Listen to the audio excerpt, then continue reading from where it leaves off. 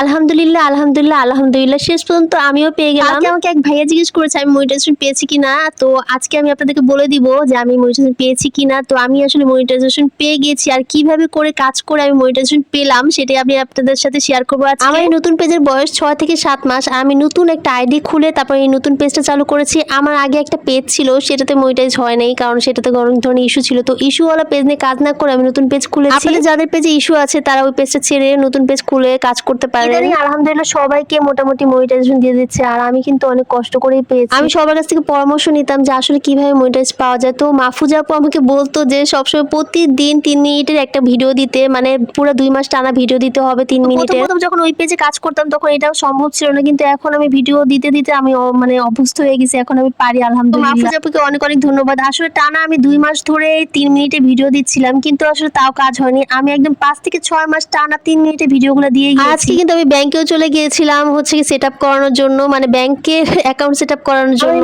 bank account ছিল, তারপরে Swift code, তারপরে ব্যাংকে আর কি কি